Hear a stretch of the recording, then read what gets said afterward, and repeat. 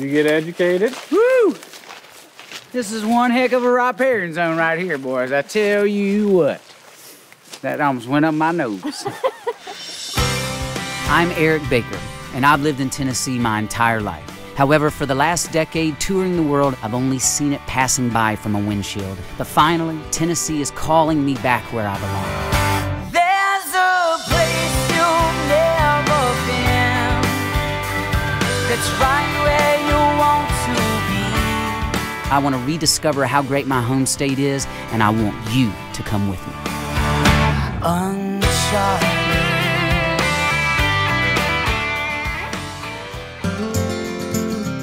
Of all the things I've taken away from my travels on this series, a stronger sense of faith is by far the most significant.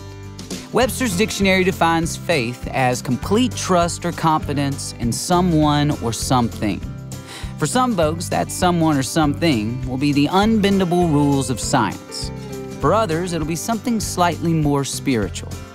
But for me, it's ultimately been a little bit of both. But we'll get to that. You see, science has never been one of my stronger suits. It's fascinated me and astounded me, but it's just never stuck with me. In other words, it's one of those subjects that's best put pretty simple. But you see, science isn't that simple. Much like the inner workings of a fine timepiece, the layers of life are each infinitely intricate. And what that means is that by attempting to stay in the shallow end, so to speak, with the subject of science, I've ended up missing most of the magic along the way.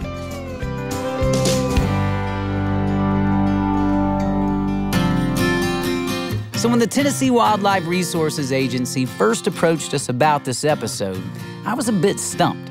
In fact, I remember looking around the conference table, brow furrowed in confusion. Don't worry, they encouraged me. We're pretty sure that reaction applies to most people. The thing is, I did worry. Was this a story that I could nurture and grow, or was it a topic better left to bigger brains?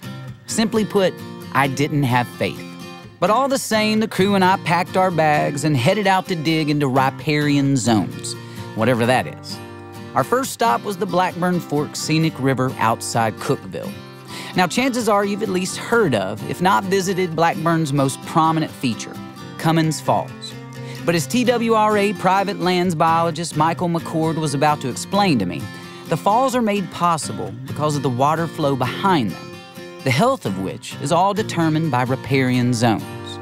Already you've talked about buffer zones and riparian zones. When you say that, what do you mean? So basically what a riparian zone is the area that's influenced by the water that's coming down the channel.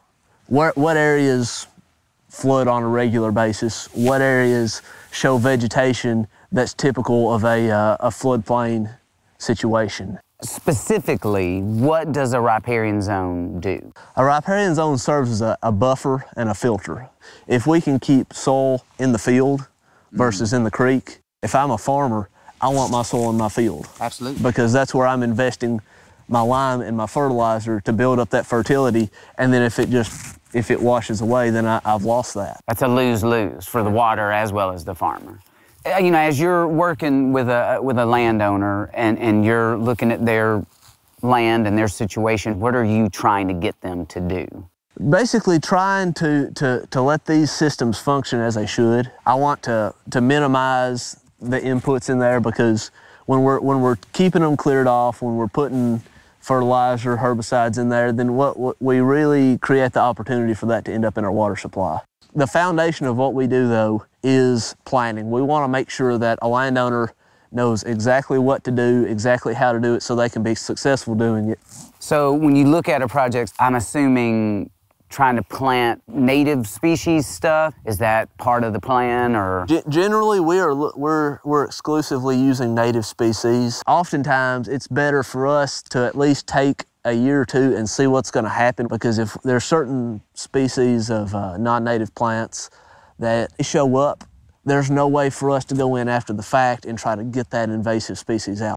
Beyond it being good for the farmer, I mean, I'm guessing these areas are great for the wildlife. Oh yeah, one of the most important things for a species like the hellbenders, specifically with their water quality, is sedimentation, settling into their nest and limiting that reproductive effort. years. So if we can keep these systems healthy, we're gonna have healthier and better fishing down here. What are things that you need, things that somebody like me can do to help, or that a private landowner can do to help the success of these plans? You know, if we're dealing with a cattle operation, if you're using a stream as your source of water, limit where they've got access to that. From a crop standpoint, back off a little bit. I know there's a dollar sign on every acre out there, but at the same time, your land isn't ending up in the stream either.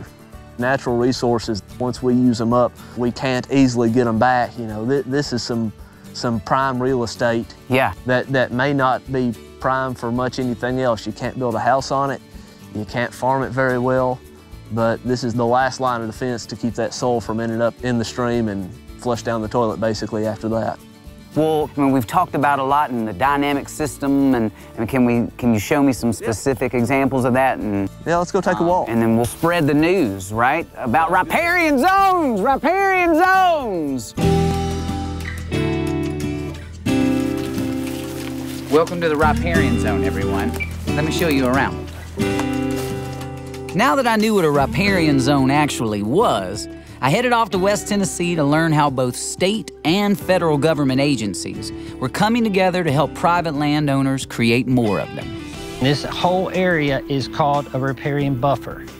So we are buffering the creek that's here behind us. When you say buffer? When we say buffer, we're protecting it from effluent that's coming from crop fields. Oh, wow. It could be agricultural fertilizer, it could be animal waste. Anything that could get into that tributary that could pollute it. Okay. So we are slowing that drop of water that happens a mile away, 100 feet away from the stream. It slowly goes through the buffer and it's purified, hopefully, before it gets to the buffer. Whoa, is that what it's for? Yeah, that's exactly. All right. Or are we gonna sword fight? So you all planted all these? Yes, we did. Yikes. Yeah, we're gonna do a little demo to show you kind of how it works. All right, well, let's plant some trees. Measure out where we're gonna do this, so. 12 feet yeah, we'll go 12 feet off that. Here, I'll take that. I'm gonna do some labor for you guys. And everybody generally likes straight rows, so we're trying to line it up Yeah, with pretty the row. impressive there. That's. Yeah. You good? I'm good. All right, put your shovel in the ground. Okay. Right where he is. Watch your toe. So he knows where to start. Okay.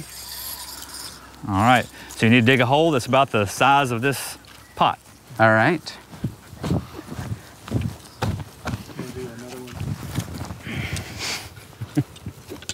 And tell us when you're ready for some help. Oh man, I got this. I can dig a hole. I hope. Man, I made a big mistake when I asked to hold the shovel. Fran, this is gonna be the best tree on this land. This one's gonna totally, you should hang a swing from this in my honor. I think you're about good. I think you're about got it. Oh! Good. Yes. Yeah, I just. You got it. Yeah, Good look job. at these new chest hairs. Yeah. Be good. Squeeze it a little, squeeze the pot a little bit, and then pop it out, and we'll put it in. Oh, angels we have heard. And we always want it to be just a little bit deeper going in. Okay.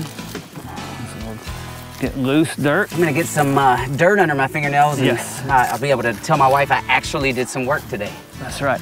You don't want to pack it in too hard. You want loose, loose dirt that's just compact, just snug.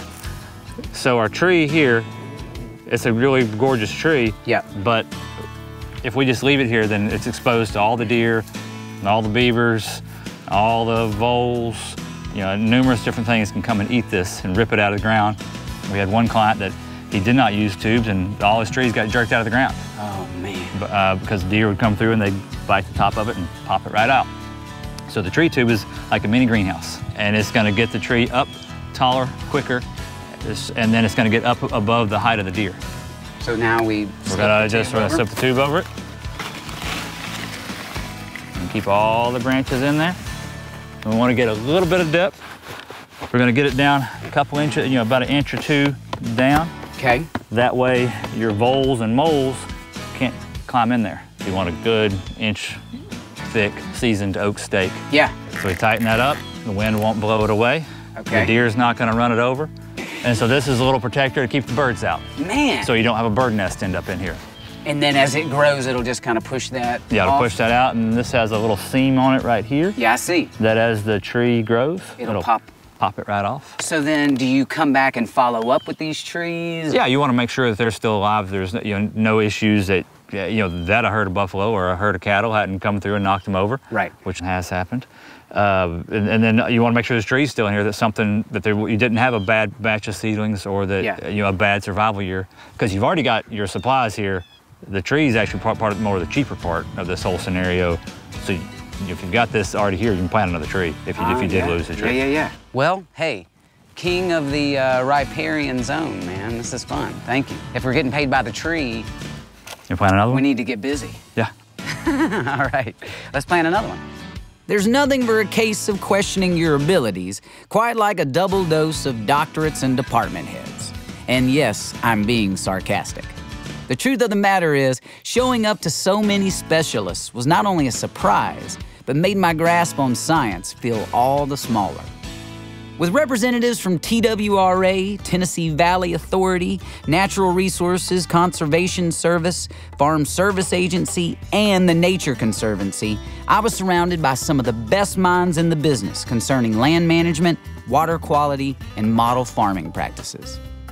Now, of all the things folks tend to have faith in, government isn't typically high on the list. But as I made the rounds and slowly grasped each agency's contributions, I realized the importance of riparian zones. In fact, a number of these agencies partnered to provide funding to incentivize involvement, with eligible properties receiving around $1,500 per acre just for participating, as well as possible cost shares and annual rent payments. Well, I do have to say it is good to see some familiar uniforms, guys. You know, TWRA, we do so much with you guys, and of course you're involved in this project. And I mean, today, all these people that are involved, I really feel like I'm part of something special. It's rare that you see this many agencies come together and birth this idea of conservation and then bring the money to the table to implement it and see it through to actual on-the-ground practices. And so it's been really neat to be a part of that as TWRA, the State Game and Fish Agency, but as a partner in this collaborative group that came together to implement good conservation on the ground and protect a whole suite of species in the process. Right.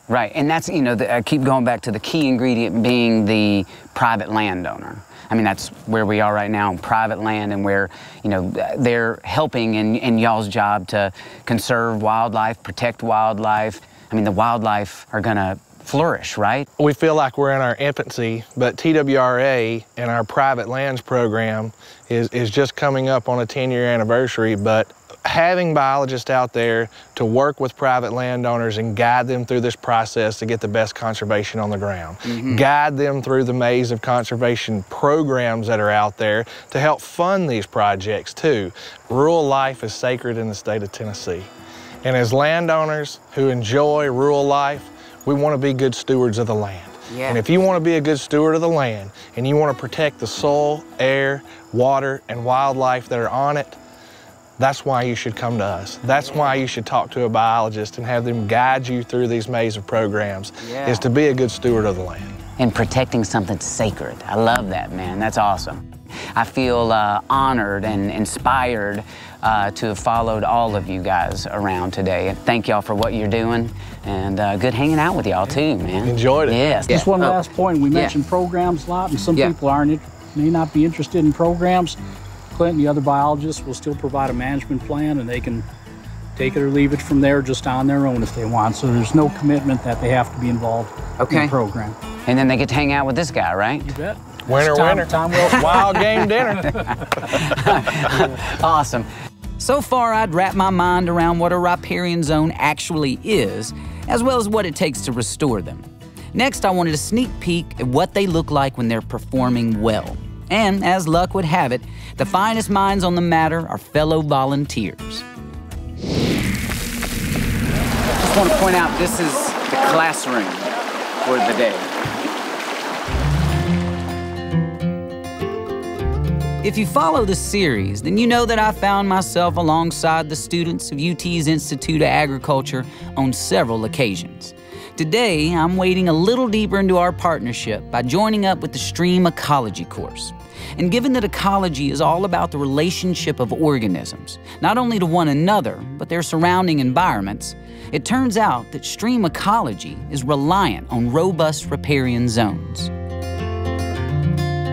We backpack electrofish with seines, okay? So we're gonna supply electricity into the water with this backpack shocker and these probes, and it's gonna stun the fish momentarily. The bugs will kick up about a meter of rocks and gravel and whatnot. It'll dislodge the organisms and they're gonna end up in the net. Clear? All right, scoop it, scoop it. There you go. All right, now start working the net towards the middle. Just kind of pick up on your end, Chris. Crawfish. Why is it important? What do you think those chelae do is what they're called? These little pinchers. Other than kill other crawfish. Shred. They can shred, yes. They shred up leaves. They eat all the bugs and the bacteria on the leaves in the woods. So they're very important shredders. Can you see the differences in these two fish? So this is a big male. That's a nuptial male too, It's right? got bright orange coloration. Yeah, this one's actually a different sculpin. It's a mottled sculpin. It's got a toad-like head. And again, this is a fierce predator. They eat a lot of aquatic insects and other fish, even their own size.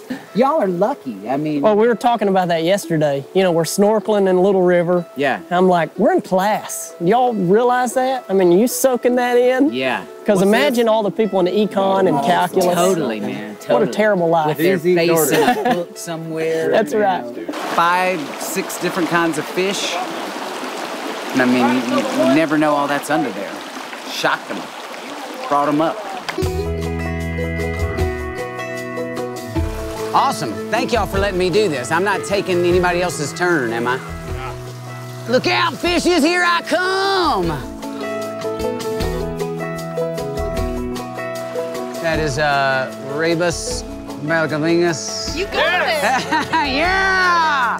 I'm the smartest man alive! And it's, you know, I've actually known the answer to a few things. Usually in school, I was the one kind of trying to not make eye contact with the teacher, but I'm like, I actually know the answer to that. There you go. That means you're doing something right. Well, I mean, the students have been teaching too, so that's the good part. Yeah, absolutely. I've got 10 Latin names I've got to know by There the you end go. of the day, so. That's right. Stream ecology is focusing on learning the organism, learning the environment, and trying to tie those puzzle pieces together. Okay. You know, to understand the interconnectedness of everything. And everything is literally connected. So these riparian zones, what they do really is a lot of things. So they're providing food for a lot of the organisms that live in the stream through detritus and all that dead plant material that's fallen in. Yeah. But they also shade the streams, which provides that cold water environment. And cold water holds more oxygen than warm water. That's really what's feeding this environment. It starts with a leaf falling into a stream, or that stick or that branch that falls into the water. That's what's gonna feed these macroinvertebrates. They start breaking that up, but of course the fish are feeding on the macroinvertebrates. Right. And then of course, you know, fish are an indicator as to whether or not we have a healthy environment. You know, clean water, which we all need. I mean, this is the mecca of biodiversity. So we have more species of fish in Tennessee than any other state except Alabama. And the only reason Alabama's ahead of us is because they have a coastline. Ah, okay. Gotcha. So we have lots and lots of freshwater animals in our state, and it makes it very challenging then for our students. They have a lot of plants and animals that they need to learn as part of our program, but it's exciting because you're always going to find something new and discover something new. You know, this is the classroom for the day. That's right, and that's the good part about our program. Within an hour and a half or 2 hours from our campus, you know, we have over 2 million acres of public lands around us, which provide the perfect classroom for students like ours. Right. There's only so much that they can learn from a book or being inside and trapped, you know, behind 4 walls. Appreciate I've learned a lot, and I'm very inspired. So well, thanks for keep being doing out here what with you're us. doing, I man. will. Keep doing what you're doing, because like I said, you're great at it, man. Thank you. Thank you. Today not only helped me build up my knowledge base, but also find more of that faith I was talking about earlier. Faith in the infinite complexity of creation. I not only saw, but held fish today that I never even heard about before. But it also helped build faith in our future. Today I met about 15 blossoming biologists who will go on to careers where they champion conservation. Day to day, they'll focus on rebuilding riparian zones around our streams and rivers, but ultimately, they'll serve as riparian zones to our society as well. The truth of the matter is, since coming to Cades Cove as a young child, the Smokies have been my riparian zone. Whenever work and reality become too much, I look out over her ridges and crests, rising like sentinels, shielding me from the world at large. I take great sustenance from the Smokies and feel as though they would help me filter all the spiritual sediment that would otherwise weigh me down. When these hills went up in flames, we all watched as one of the great wonders of the world was whittled away. And it wasn't just homes and hangouts that were consumed, but legends, livelihoods, and lives themselves. According to the Tennessee Department of Agriculture, around 1,230 wildfires burned across Tennessee in 2016, approximately 50% of which are attributed to arson. For Catoosa Wildlife Management Area, almost 6,000 acres were consumed as a result of arson, an act robbing the wildlife as well as the sportsmen of the state.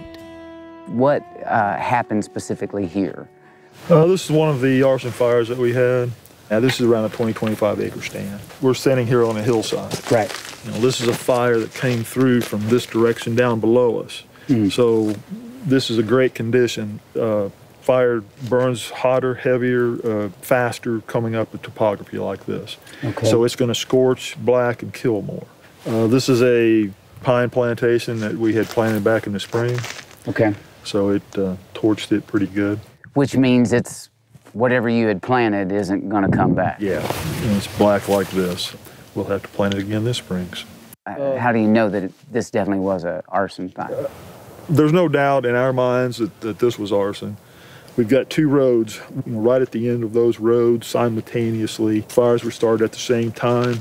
Pretty good indication that somebody's gone out there and set those. And then putting that together with the fire that that occurred here, it's we're pretty sure that all happened at the same time. Okay. So. They don't start in 2 or 3 different places. Right. Gotcha. They not spontaneously. So. Yeah. Tennessee Division of Forestry that came out here and helped us. They were a godsend to us on these fires because we don't have the equipment. Day or night they were out here to help us on these fires. I mean, this kind of situation and this devastation from a wildlife standpoint, what's suffering the most? Well, for the small game, they're losing a lot of winter habitat and winter cover and a lot of winter feed. Rabbits and quail and animals like that don't have anywhere to hide. They're going to have to move to either the other areas or they may, depending on the type of winter we have, they may actually, freeze or starve. As we look at this specific area, what is the plan? I mean, what in a year from now or 2 years from now, what are we going to be looking at? We'll replant this site. One of our chief goals for the biologists is to break the area up in age groups. Okay. So just think of it like young folks, old folks. We're just trying to balance it, get a good age mix because different critters use these different habitats and sizes and age groups in different ways. Right. And our goal is to regenerate, start fresh with a new forest, so to speak. And this is where it comes from. It comes out of the rootstock, it comes from the ground, it comes from the natural seeds that are then going to fall back and repopulate it. So it's going to do the same thing here. Talking specifically about a hunter who is buying a hunting license, and where does that money go? If people ever ask that question, well, when you have something like this happen, that money is going into this management plan, and it's going to also have to go back into replanting this. And I guess it was hunters' money that went into planning it in the first place, right? Yeah, I mean, yeah, exactly. Just to end on a bright note, I'll say, is that years from now, because of the work you guys are doing and the management plans that you guys are working every single day, this will rebound. Ultimately, it's a story of recovery, hopefully, right? Exactly. Yeah. Well, thank you guys for what y'all do, too. You're welcome. When it was all said and done, I ended up surprising myself over the course of this adventure. I was able to wrap my mind around riparian zones, as well as why we rely on them and what it takes to go about restoring them. And in the process, I filtered out a lot of my self-doubt about science. You see, science still isn't simple. Thanks to my editors, you don't see when I stumble over the Latin pronunciation of certain plant life or get lost in the life cycle of particular species of fish, because ultimately that doesn't matter. Perfection isn't the goal here. If you think back to that definition of faith, it's not about understanding every in and out of someone or something, but that you believe in them all the same. The more that I travel Tennessee, the more I believe in her. And the more I work alongside the folks who are fighting to protect her, the more I trust that we all have to take care of her treasures. We've made a lot of mistakes in the last century, last year, or even last week. But it isn't that we're expected to be without fault, but rather that we're seeking to right our faults without fail. I have faith in Tennessee, faith that we can respect our riparian zones, that we can restore our wild spaces, and faith in the people that make Tennessee more than just a place.